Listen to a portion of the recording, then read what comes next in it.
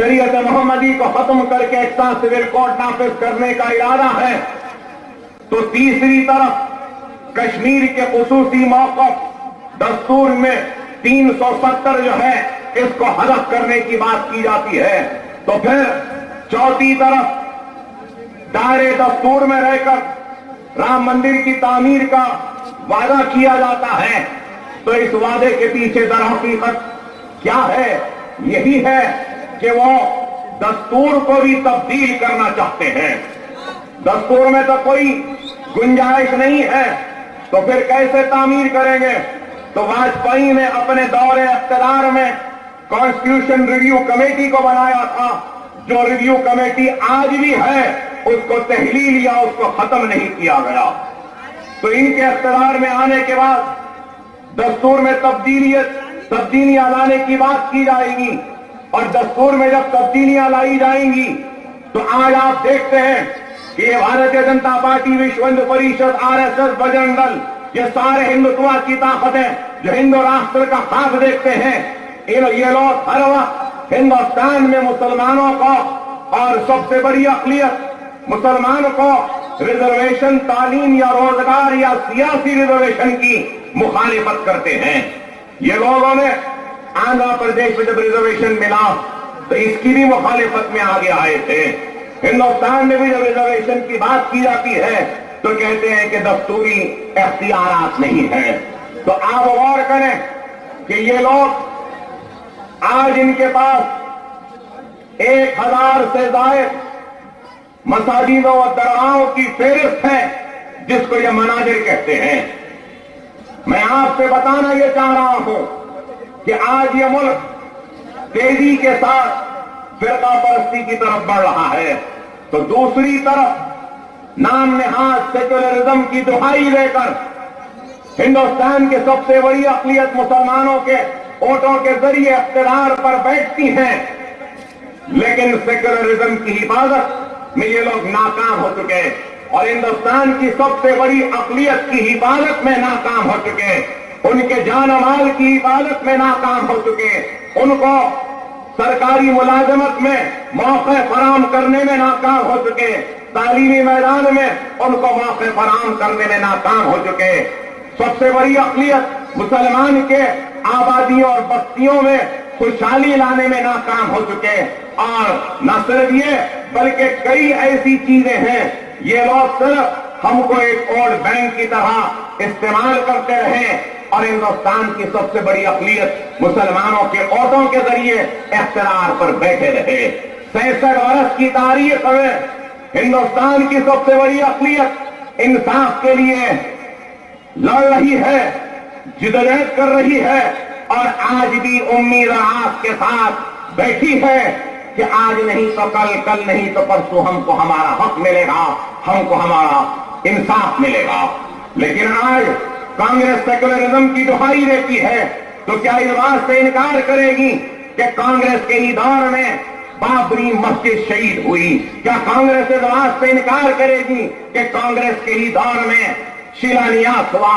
क्या कांग्रेस इस बात से इनकार करेगी कि बाबरी मस्जिद का ताला भी कांग्रेस के दौर में ही खोला गया? क्या आज कांग्रेस इस बात से इनकार करेगी कि 66 वर्ष की इस मुल्क की आजादी के तारीख में सबसे ज्यादा इख्तियार पर रहने वाली जमात कांग्रेस है, लेकिन आज इस कांग्रेस में न गोपाल सिंह कमीशन की रिपोर्ट पर हिंदुस्तान की सबसे बड़ी अक़लियत मुसलमान को इंसाफ दिया, न सच्चर कमेटी की रिपोर्ट पर इंसाफ दिया, न रंगनाथ मिश्रा कमेटी की रिपोर्ट पर इंसाफ दिया, न बंबई के फिसादात के श्री कृष्णा कमेटी की रिपोर्ट पर इंसाफ दिया। एक तरफ ये लोग हैं, तो दूसरी तरफ आसाम में भी कांग्रेस की हुकूमत है, वहां पर भी नाइंसाफियां मुसलसिल होती रही हैं, आज भी हो रही हैं, सेक्युलरिज्म की दुहाई। लेकिन हिंदुस्तान की सबसे बड़ी अक़लियत आज भी इंसाफ से महरूम है। तो ये आसाम का ये मामला है, तो फिर उत्तर प्रदेश में देखिए कि मुजफ्फरनगर का फिसाद हुआ, और मुजफ्फरनगर के फिसाद में जो समाजवादी पार्टी जो अपने आप को सोशलिस्ट कहती है, सेक्युलर कहती है, अपने आप को मुल्ला मुलायम कहते हैं, मुसलमानों के हमदर्द कहते हैं, पसमानदा तबकात के चैंपियन कहलाते हैं, لیکن انہوں نے کیا کیا؟ مظفر نگر کے فسادات میں ہماری عزتیں عصمتیں آبرو لٹی، بستیاں لٹی، ریلیف کیمپ میں ہندوستان کی سب سے بڑی اقلیت آ گئی، لیکن ہم یہی سمجھتے ہیں کہ یہ سیکولر ہے۔ تو آپ بتائیے کہ آج اتنی سیاسی پارٹیاں ہیں اس ملک میں اور سب ہر کوئی ہر طبقے کے لوگوں کو رجھانے کے لیے، لبھانے کے لیے، ان کے ووٹ کو حاصل کرنے کے لیے اعلانات کرتے ہیں، اور ہر کوئی یہ بھی چاہتا ہے کہ ہندوستان کی سب سے بڑی اقلیت ان کا ساتھ دے۔ آج آپ بتائیں، یو پی میں یادوں کی جماعت ہے، یہاں ہمارے آندھرا پردیش میں ریڈیوں کی جماعت ہے، کماؤں کی جماعت ہے، کاپوؤں کی جماعت ہے، وہاں یو پی اور بہار میں بہوجن سماج کی جماعت ہے، کرناٹک میں لنگایات کی ہے، ہر ایک کی اپنی اپنی جماعتیں ہیں جو ان کے لیے، ان کے کاز کے لیے کام کرتے ہیں۔ لیکن آپ بتاؤ کہ آج اس ملک میں سب سے بڑی اقلیت مسلمان ہے، 20 سے 25 کروڑ ان کی آبادی، لیکن آج ان کی اپنی کوئی جماعت نہیں، ان کی کوئی اپنی قیادت نہیں، کوئی اتحاد نہیں، سوائے کیرلا میں اور آندھرا پردیش میں چھوڑ کر باقی کسی بھی ریاست میں ہماری سب سے بڑی اقلیت کی کوئی جماعت نہیں، کوئی قیادت نہیں، ان کے اوپر ہونے والے ناانصافی پر آواز اٹھانے والی کوئی اتحاد کی طاقت نہیں۔ آج آپ غور کریں کہ ایسے حالات ہیں اس ملک میں کہ آج یہ ملک تیزی کے ساتھ فرقہ پرستی کی طرف بڑھ رہا ہے، اور ایسے حالات میں آج آپ پر، ہم پر اور سارے سیکولر ذہن رکھنے والے ہندوستانی شہری پر بہت بڑی ذمہ داری ہے کہ وہ اس ملک کو تباہ برباد ہونے سے بچائیں۔ میں آج آپ سے یہ بات اس لیے کہہ رہا ہوں کہ آج الیکشن سے پہلے تو کرپشن کی بات کی گئی، انتخابات سے پہلے ہندوستان کی بگڑتی ہوئی معیشت کی بات کی گئی، انتخابات سے پہلے یہ بھی کہا گیا کہ روپیے کی قدر گر رہی ہے، انتخابات سے پہلے یہ بھی کہا گیا کہ انڈسٹریل گروتھ کم ہو رہا ہے، انتخابات سے پہلے یہ بھی باتیں آئی کہ ہزاروں کی تعداد میں ہندوستان میں کسان خودکشی کر رہا ہے، لیکن آپ بتاؤ کہ آج انتخابات آئے ہیں، نہ خودکشی کرنے والے کسانوں کی بات کی جاتی ہے، نہ کرپشن میں ڈوبے ہوئے ہمارے اس ملک کو کرپشن سے نجات دلانے کی بات کی جاتی ہے، نہ اس ملک کی کمزور معیشت کو استحکام بخشنے کی بات کی جاتی ہے، نہ روپیے کی گرتی ہوئی قدر کو بڑھانے کی بات کی جاتی ہے، بلکہ صرف اور صرف آج بات کی جا رہی ہے تو ایکسا سول کوڈ نافذ کرنے کی بات کی جا رہی ہے، تو بات کی جا رہی ہے تو شریعت محمدی کو ختم کرنے کی بات کی جا رہی ہے، بات کی جا رہی ہے تو رام مندر کی تعمیر کی بات کی جا رہی ہے، بات کی جا رہی ہے تو آرٹیکل 370 کو ختم کرنے کی بات کی جا رہی ہے۔ تو آپ غور کرو، آپ غور کریے کہ آج یہ ہندوتوا کی طاقتیں ہندو راشٹر کے ذریعے اور ہندو راشٹر کے نام پر اقتدار پر آنا ان کا مقصد ہے، اور اقتدار پر جب آ جائیں گے تو یہ لوگ اپنے اقتدار کے ذریعے سب سے پہلے اگر کچھ کام کریں گے تو ہندوستان کی سب سے بڑی اقلیت کو تباہ و برباد کرنے کے منصوبے بنائیں گے، تو اس کے ساتھ ساتھ ان کے اشاروں پر یا ان کے ماہرات پر زندگی کو گزارنے پہ مجبور کریں گے۔ کہ گجرات کے فسادات کے بعد کیا ہوا؟ گجرات کے فسادات کے تباہ و برباد، مسلمان جب حالات صحیح ہونے کے بعد اپنے گھر، اپنے گاؤں، اپنے زمین پر لوٹ کر آنا چاہتا تھا تو گاؤں کے سرحد پر اس کو روک کر اس سے معاہدات پہ دستخط کروائے گئے، اور یہ کروایا گیا کہ تم مسلمان اگر گاؤں میں آئے گا، اپنے زمین پر سینچائی کرے گا، اناج بوئے گا، اور اگر اپنے گھر میں رہے گا تو اس کاغذ پہ دستخط کر کہ تیرے محلے میں جو مسجد ہے اس سے باآواز اذان نہیں ہوگی۔ معاہدہ طے کر کہ تو گوشت نہیں کھائے گا، معاہدے پہ دستخط کر کہ شام ہوتے ہی تو اندھیرے میں گھر سے نہیں نکلے گا، 5 بجے گھر میں رہے گا، باہر نہیں آئے گا۔ اور ایسے کئی معاہدات تھے۔ تو یہ لوگ آج وہی ارادہ، وہی منصوبہ رکھ کر آگے بڑھتے ہیں اور ہم کو آج دبانا چاہتے ہیں اور خوف میں ہم کو زندگی گزارنے پر مجبور کرنا چاہتے ہیں۔ تو ایسے حالات میں آپ کو اور ہم کو یہ غور کرنا ہوگا کہ ہمارے اوپر ایک بہت بھاری ذمہ داری ہے، اور وہ ذمہ داری یہ ہے کہ مستقبل کو دیکھیں اور آنے والے حالات کو دیکھیں۔ تو آنے والے حالات بڑے ہی خطرناک ہیں، اور ان حالات کے لیے ہم کو منظم ہونا ہوگا، متحد ہونا ہوگا، اپنے اتحاد کے ذریعے ان حالات کا مقابلہ کرنا ہوگا۔ نہ صرف ان حالات کا مقابلہ کرنا ہوگا بلکہ سنگھ پریوار، بی جے پی، RSS اور جتنے ہندوتوا طاقتیں ہیں ان کے بڑھتے ہوئے قدموں کو روکنا ہوگا، ان کو شکست دینا ہوگا۔ اگر ہم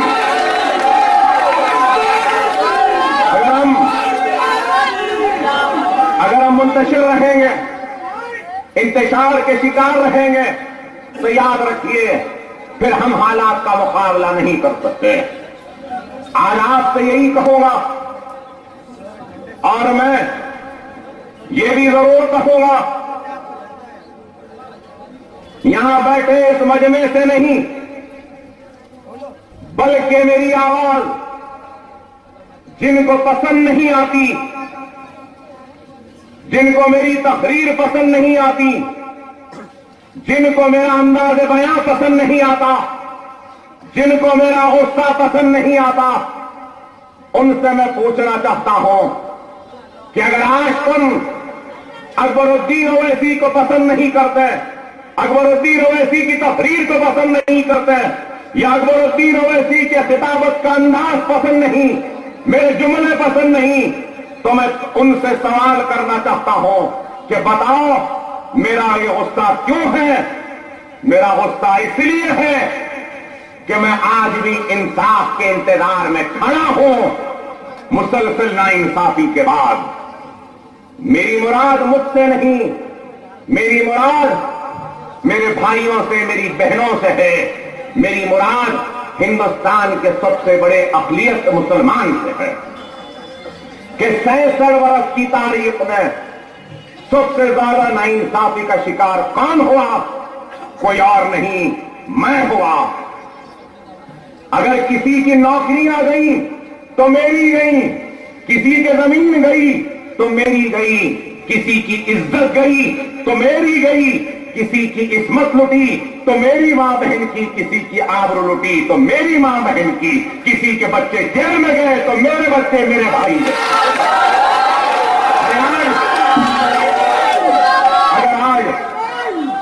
اگر آج کوئی میری آواز کو دبانا چاہتا ہے تو مجھ سے مقابلہ کرنے کے بجائے تم ہندوستان کی سب سے بڑی اقلیت مسلمان کو انصاف دے دو، حق دے دو، ان کو ان کی نوکریاں دے دو، ان کی بے روزگاری کو دور کرو، اور تم ان کی لٹی ہوئی عصمت و آبرو پر ان لوٹنے والے ظالموں کو سزا دے دو، تو خود بخود اکبر اویسی کی آواز ختم ہو جائے گی، دب جائے گی۔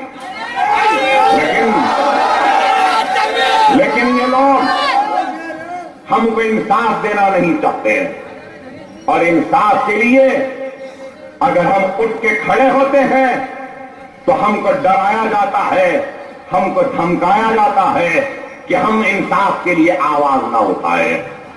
ارے میرے بھائی، اگر کوئی میرا مخالف ہے ٹھیک ہے، اس کو حق اختیار ہے، لیکن یہ ضرور کہوں گا اگر کوئی پوچھنا چاہتا ہے کہ اکبر الدین اویسی نے کیا کیا، اکبر اویسی نے اتنے برس میں کیا کیا، خیر اس کی تو طویل فہرست ہے، فہرست آنے والے وقت میں آپ کے سامنے بیان کروں گا، مگر یہ بات تو ضرور کہوں گا کہ آج چندرائن گٹے کے حلقے کے لوگوں نے ہندوستان کو ایک پیغام دے دیا اکبر الدین اویسی کے ذریعے کہ آج تک ہم سنتے تھے، اب ہم سنانے نکلے ہیں، اور بتا دیا۔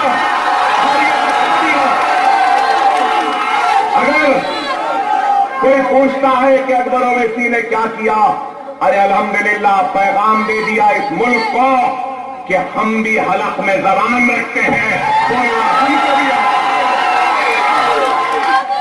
یہ کام۔ آج میں برا کیوں دکھتا ہوں، تکلیف کیوں ہے؟ اب تک یہ سناتے تھے، ہم سنتے تھے، چندرائن گٹے سے ایک جنونی دیوانہ نکل گیا، سنانے کو سن نہیں سکے۔ ان کو حیرت ہے کہ ایسا بھی کوئی بول سکتا ہے۔ ارے بابا یہ تو شروعات ہے، ابتدائے عشق ہے، آگے آگے دیکھو ہوتا ہے کیا۔ لیکن آج میں آپ سے یہ بات کہوں گا، اگر کوئی یہ سمجھ رہا ہے کہ مجلس کمزور ہو جائے گی، جیلوں میں جا کر یہ مقدموں کو لے کر، تو وہ احمقوں کی دنیا میں رہنے والے ناسمجھ لوگ ہیں۔ جیل سے ہمارا تو نسل در نسل کا رشتہ ہے۔ یہ نوجوان یہاں کھڑے ہیں، شاید یہ تاریخ مجلس سے واقف نہیں۔ اللہ اگر اس ریاست نگر کے زمین کے کنکروں کو زبان دے گا تو یہ کنکر گواہی دیں گے اور کہیں گے کہ یہ وہی سرزمین ہے جہاں سے مجلس کے احیا کی بنیاد رکھی گئی تھی۔ یہ کنکر گواہی دے گا اور کہے گا کہ 56 برس پہلے انہی گلیوں میں مجلس کا احیا ہوا تھا، اور احیا کے بعد یہی سرزمین گواہ ہے کہ یہیں سے فخر ملت عبدالواحد اویسی کو چنچل گڑے کی جیل میں 11.5 مہینے جیل میں ڈالا گیا تھا۔ 11.5 مہینے جیل میں تھے، مجلس ختم نہیں ہوئی۔ 14 مرتبہ سالار جیل گئے، مجلس ختم نہیں ہوئی۔ اب آج ہم جا رہے ہیں تب بھی مجلس ختم ہونے والی نہیں ہے۔ مجلس اور مضبوط ہوگی اور طاقتور ہوگی، اور مجلس ختم ہو رہی۔ لیکن جو لوگ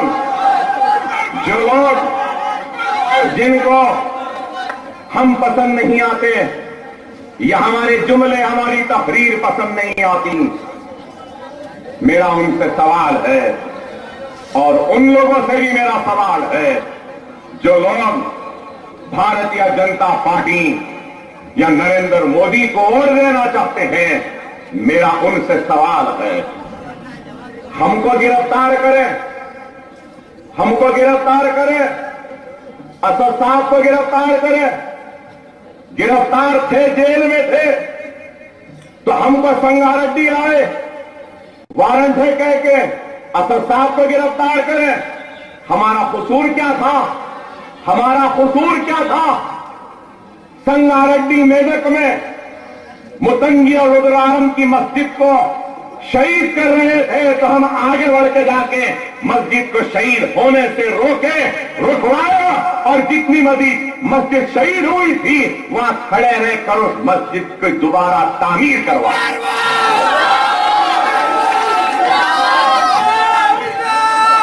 یہ ہم نے کیا تو قانون نے ہم کو قصوروار پایا، اور قانون نے مقدمات کے ذریعے ہم پہ مقدمات ڈال دیے۔ ٹھیک ہے، خاموش بیٹھے میری بات کو سنیں، خاموش بیٹھے میری بات کو سنیں۔ میرا سوال ہندوستان کے وہ بی جے پی والوں سے، سنگ پریوار والوں سے اور سیکولر ذہن رکھنے والوں سے، مسجد میری बेटी शहीद हो रही थी, मैं जाकर बचाता हूं तो मुझे मुकदमा डाला जाता है, जेल में भेजा जाता है।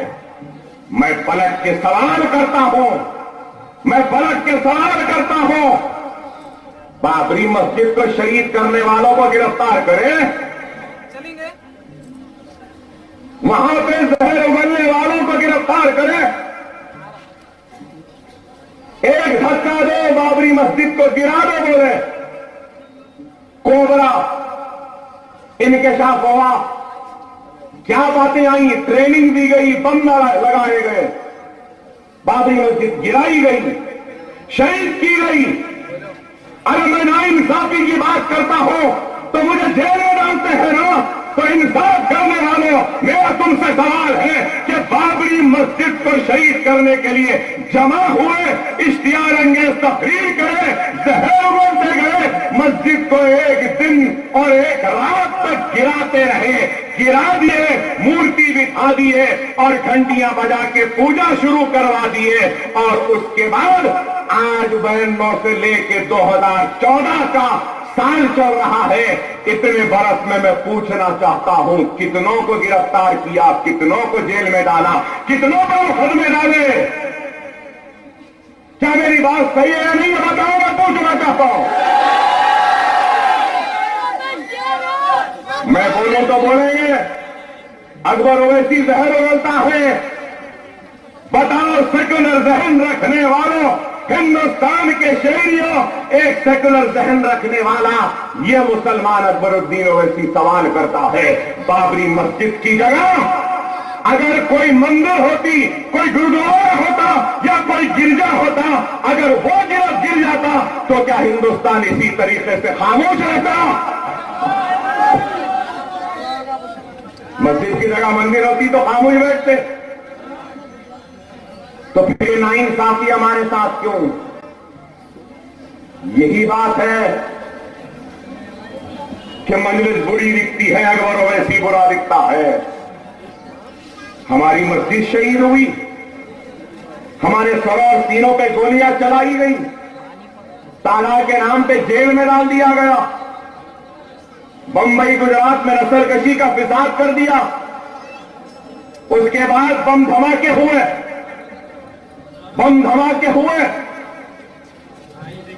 मासूम लोगों की जानें गई।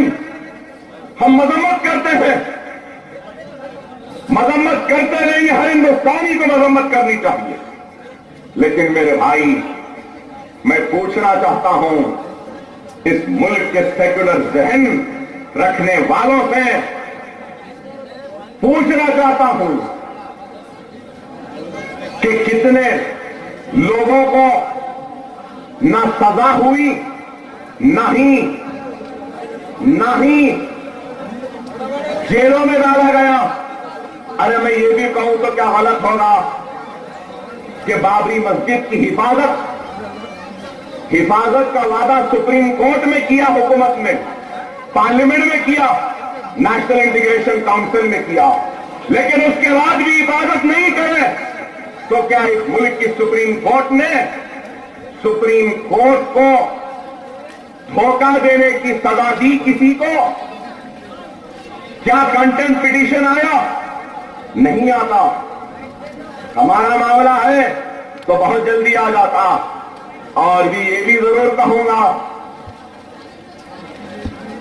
कि बरसों बाद रियासत नगर आया,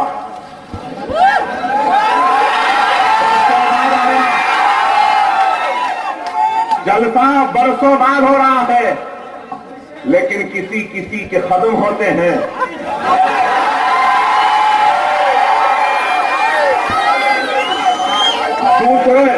दूसरों के भी एक कदम आए थे, लेकिन अल्हम्दुलिल्लाह ये गुनहगार के कदम आपके सरजमीन पे आए तो अल्लाह अपने रहमत के बादलों के जरिए रहमत कर।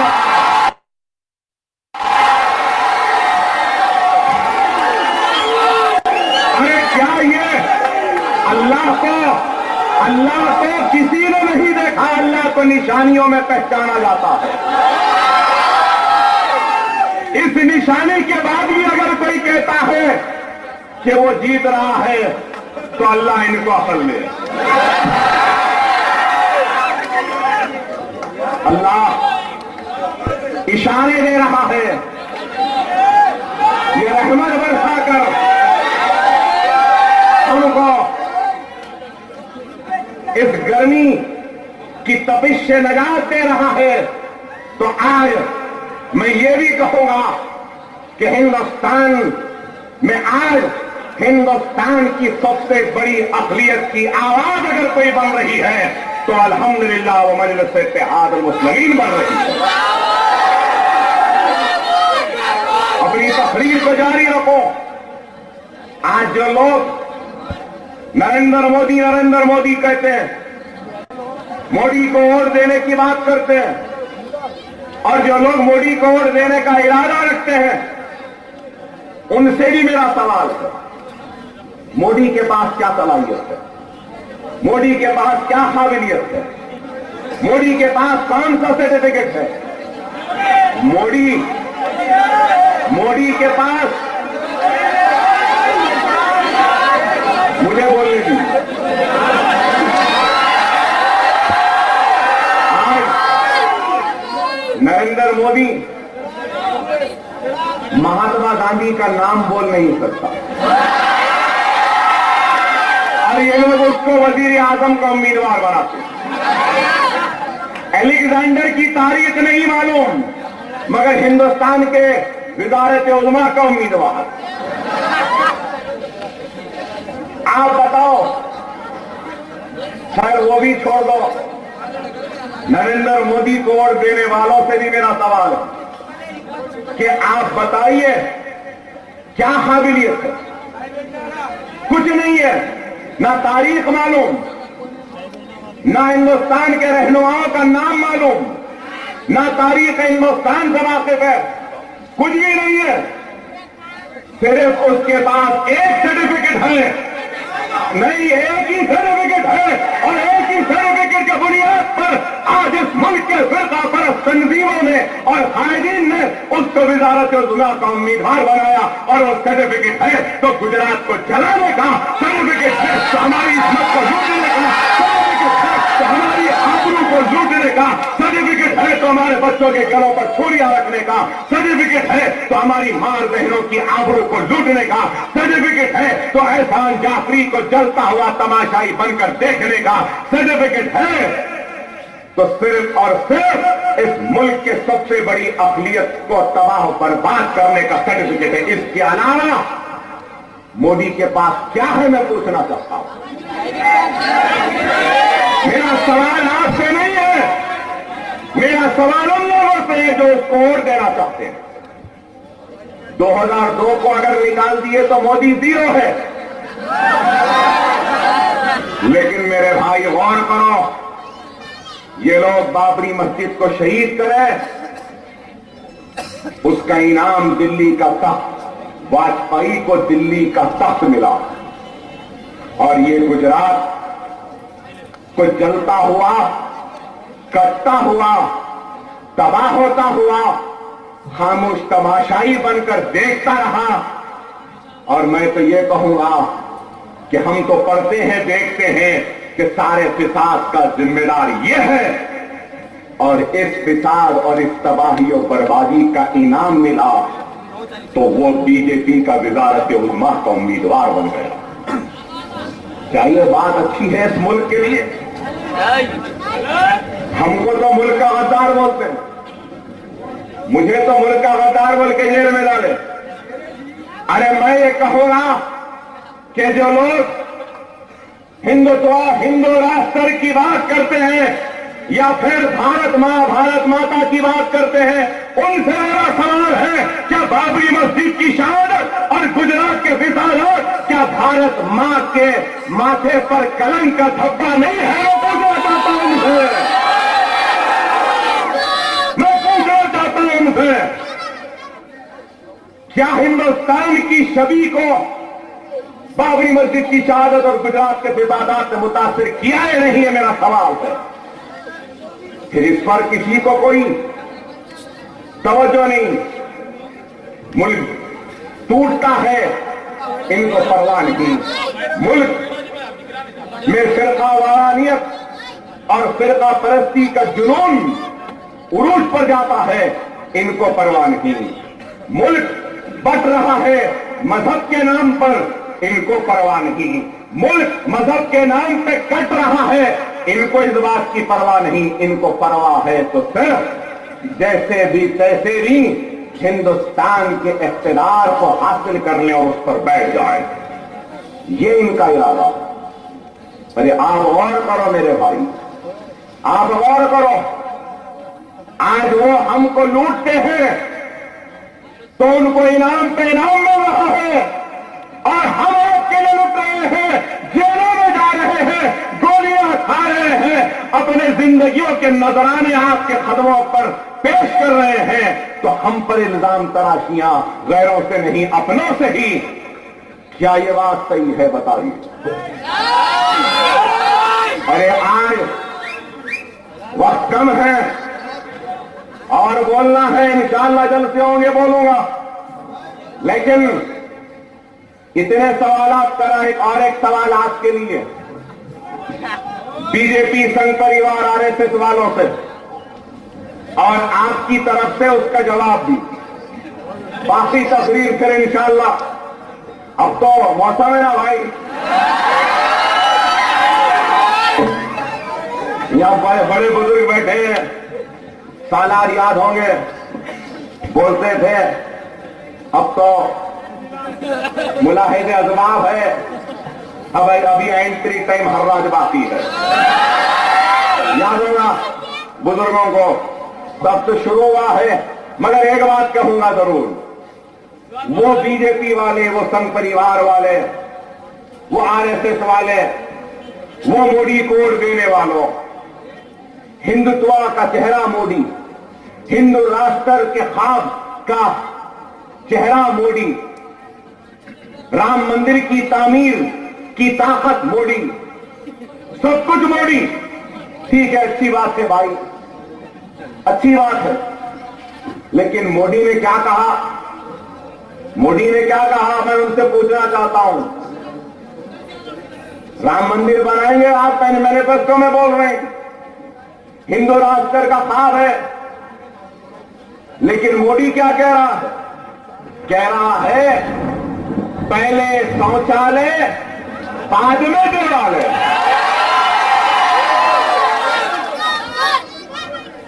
शौचालय का मतलब क्या है मालूम आपको भाई? शौचालय का मतलब टॉयलेट, हम जहां फारिग होते हैं उसको। तो मैं बीजेपी संघ परिवार आरएसएस वालों से पूछूंगा, अच्छा विधायक उस्मा का उम्मीदवार ढूंढे बाबा,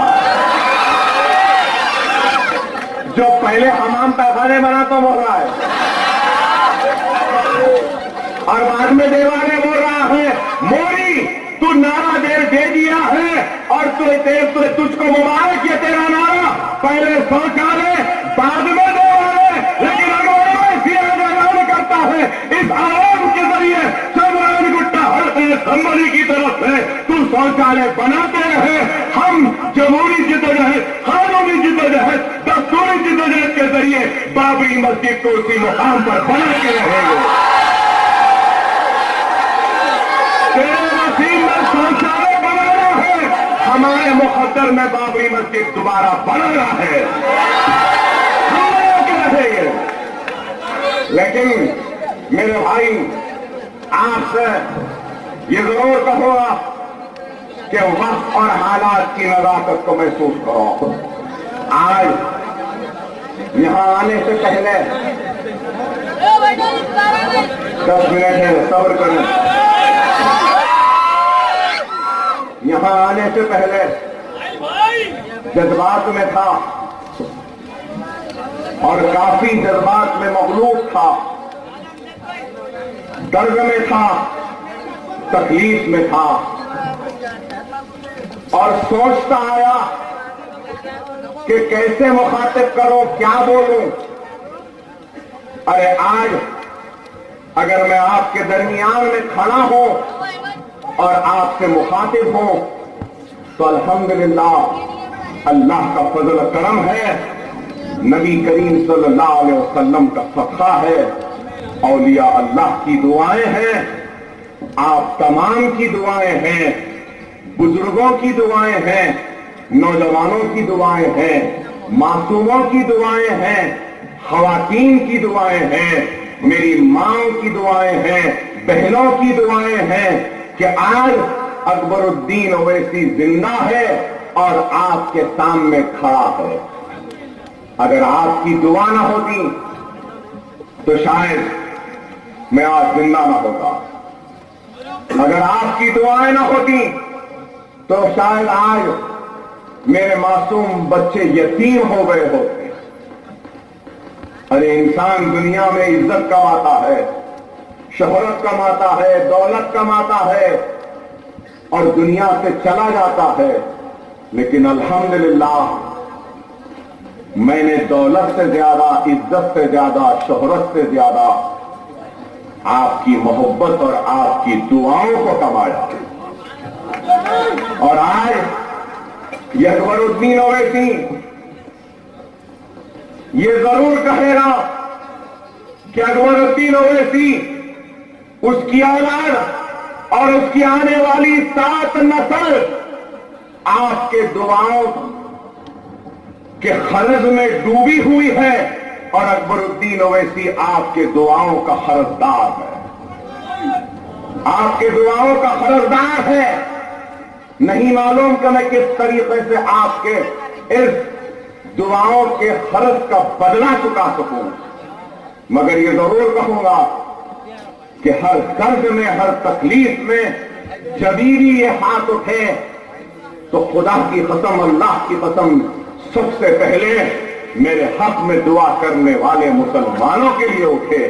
اور آج بھی میں دعا کرتا ہوں تو یہی دعا کرتا ہوں، جب سونے جاتا ہوں تو یہی دعا کرتا ہوں، جب بیدار ہوتا ہوں تو یہی دعا کرتا ہوں کہ اے اللہ، وہ کیا کام ہے، وہ کیا مقصد ہے جس کے لیے تو نے مجھے حیات دی، اے اللہ مجھے اس کام سے ملاقات کروا دے، اس مقصد کو دکھلا دے تاکہ میں وہ کام کر سکوں، اس مقصد کو ادا کر سکوں۔ اور جب سوتا ہوں تو ہی دعا کرتا ہوں، اٹھتا ہوں تو بھی یہی، اور دن میں جب کسی سے بھی ملتا ہوں تو یہی سوچ کر ملتا ہوں کہ شاید اس سے ملنا تھا، اس لیے اللہ نے حیات دی۔ کسی کی مدد کرتا ہوں تو یہی سوچتا ہوں کہ شاید یہ کام تھا، اس کے لیے اللہ نے حیات دی۔ آج آپ کے درمیان میں ہو تو اس چیز کو سوچتے ہو کہ شاید یہ کام ہے جس کو اللہ مجھ سے لینا چاہتا ہے۔ جیل کو گیا تب بھی یہی سوچا کہ شاید یہ کام اللہ مجھ سے لینا چاہتا تھا، اس لیے حیات دی۔ میرے بھائی، میں احسان مند ہوں آپ کا، میں احسان مند ہوں، بہت بڑا احسان کیا آپ نے مجھ پر۔ آج میرے پیر میں گولی ہے، یہ ہاتھ ہے، لیکن آج بھی کھل نہیں سکتا، پیٹ ہے، درد ہوتا ہے، سننے والے کو تقریر اچھی دکھتی ہے لیکن یہ درد ہوتا ہے، انتڑیاں چھوٹی ہو گئی ہیں، مڑ گئی ہیں، گھیٹیاں آ گئی ہیں، تکلیف ہوتی ہے، لیکن ساری تکلیف، سارا درد ایک طرف، آپ کی محبت ایک اور درجے اس سے زیادہ ہے۔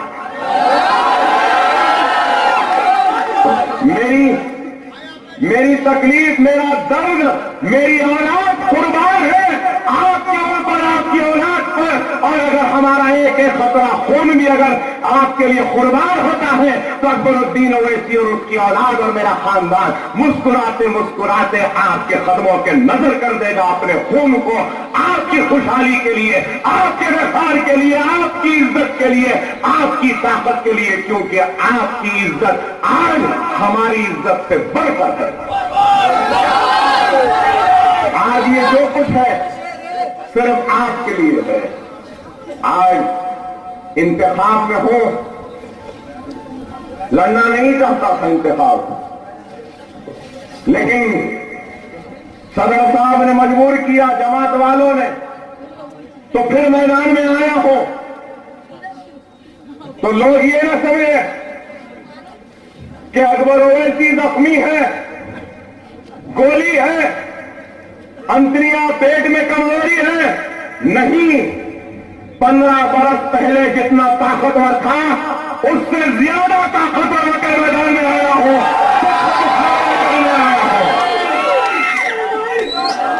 हिंदुस्तान के फिरका को बीजेपी, संघ परिवार, आरएसएस, बजरंग दल से मुकाबला करने और उनको शिकस्त देने के जुनून और खास को लेकर आया हूं।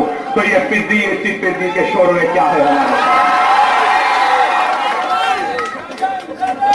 लेकिन अकबरुद्दीन ओवैसी ने जब 15 बरस पहले एक नौजवान मासूम, जिसको न जीत क्या है पता थी, न हार क्या थी पता थी, न जिसको इख्तियार क्या है पता था, न ताकत क्या थी पता था, न शोहरत क्या थी पता था, न इज्जत क्या थी पता था, एक मासूम नौजवान आपके इस गली में आया।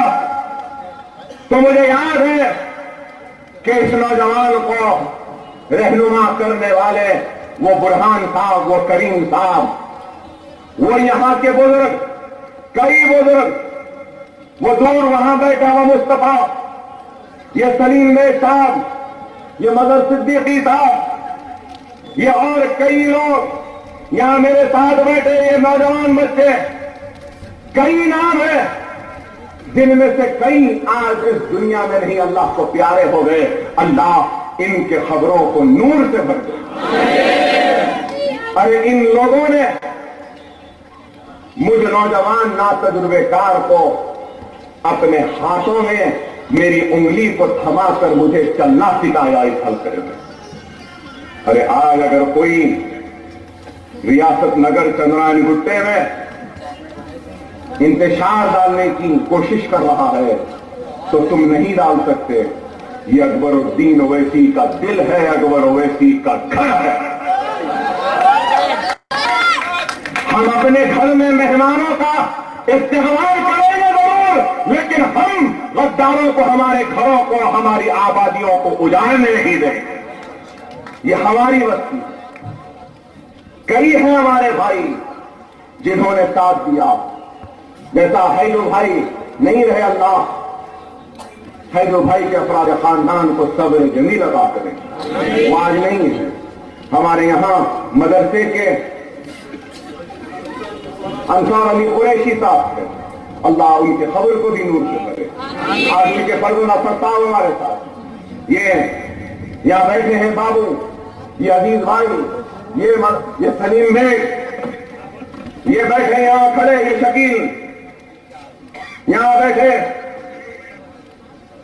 जानी, और आज हमारा एक और एक भाई नहीं है, जाकिर, अल्लाह उसकी खबर को नूर से भर दे।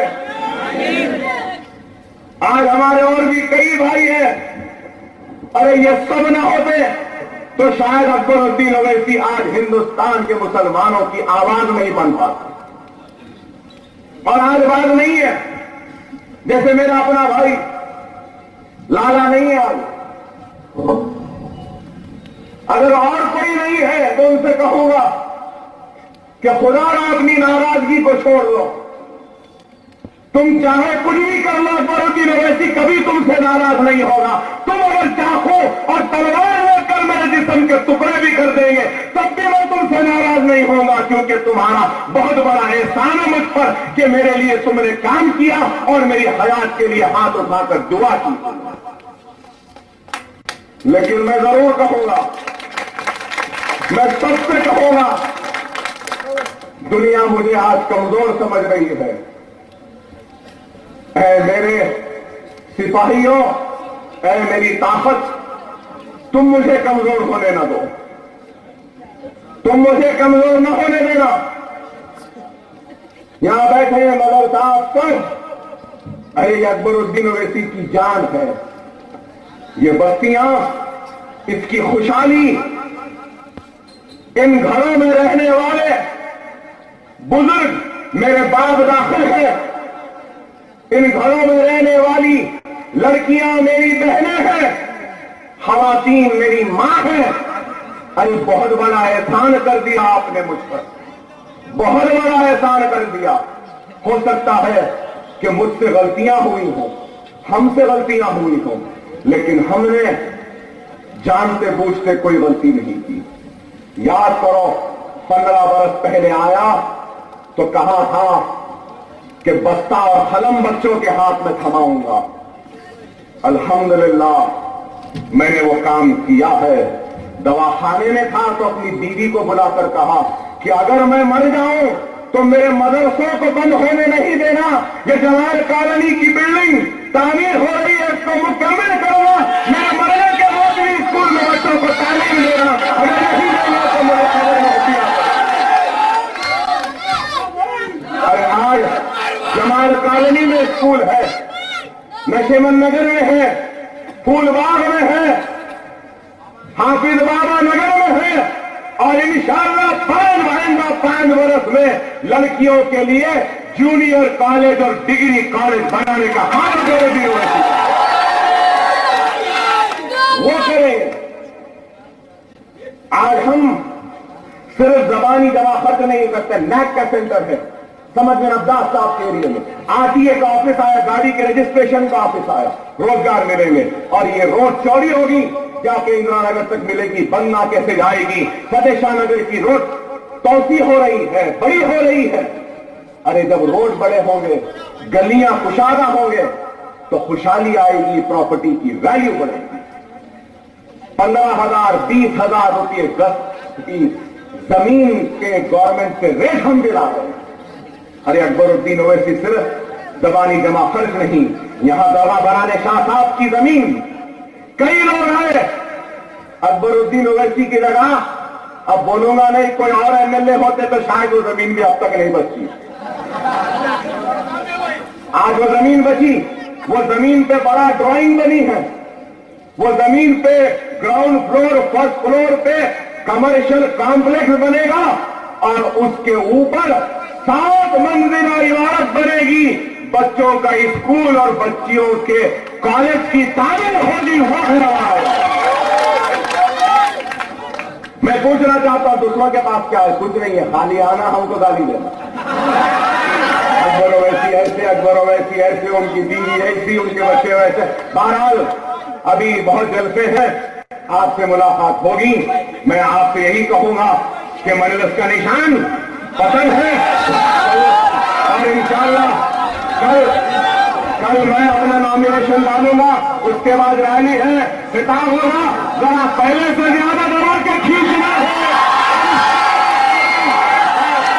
کی جماعت مجلس، ہم آپ کے، آپ ہمارے ہیں۔ آخر دعوانا الحمدللہ رب العالمین۔